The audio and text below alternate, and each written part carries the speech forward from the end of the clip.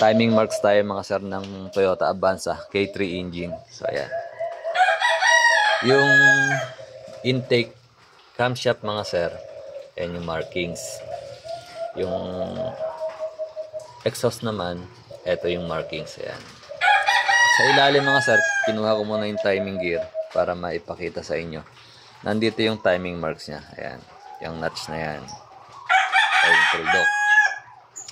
Hindi naman kayo magkakamali nito dahil yan ay may kunya dito. Ayan, sorry. Lalagay nyo lang doon sa camshaft. Madilim kasi kaya hindi ko na nilagay. Lagay nyo sa camshaft, itatama nyo yung kunya at andun na yung tamang markings. Ayun. So dito naman tayo sa timing chain mga sir. Kapag luma yung timing chain, gagamitin nyo ulit. Usually yan nabubura yung timing marks. Pero pag bago mga sir, ang kadena may timing marks. At yung timing marks niyan natatapat dapat dito, saka dito sa ilalim ay may kulay black. Pero dito dahil ito'y gamit na, pero ito pa rin yung ibabalik ko, gumawa ako ng timing marks.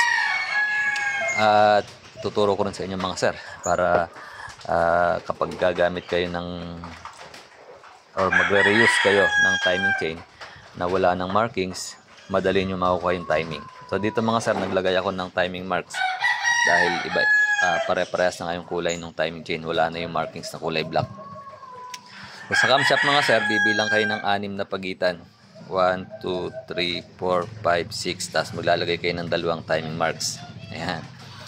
Dito naman sa kabila mga sir, sa kanan, simula dun sa timing marks nung exhaust camshaft, bibilang kayo ng 37.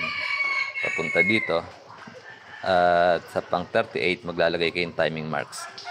So dito naman sa kabila mga sir, bibilang kayo ng 32. Ayan. At sa pang 33 maglalagay kayo ng timing marks. So ayan, dalawa talaga yung may kulay mga sir. Doon sa bagong timing chain sa ilalim sa crankshaft markings, dalawa yung kulay black. Kaya dalawa yung nilagyan ko ng markings. Ayan. So bilangin natin yung galing dito sa intake camshaft. Lapit na lang natin, maliit yung lagayan baka mahulog. So 32, simula dito sa intake camshaft markings, magbibilang kayo ng 32. 1, 2, 3, 4, 5, 6, 7, 8, 9, 10, 11, 12, 13, 14, 15, 16, 17, 18, 19, 20, 21, 22, 23, 24, 25, 26, 27, 28, 29, 30, 31, 32 at ayun na yung markings. So sa kabila mga sir, sa exhaust camshaft, bibilang naman kayo ng 37. 1, 2, 3, 4, 5, 6, 7, 8, 9, 10, 11, 12, 13, 14, 15, 16, 17, 18, 19, 20, 21, 22, 23, 24, 25, 26, 27, 28, 29, hilahin natin ng konti, 30, 31, 32, 33, 34, 35, 36, 37, then markings na ulit.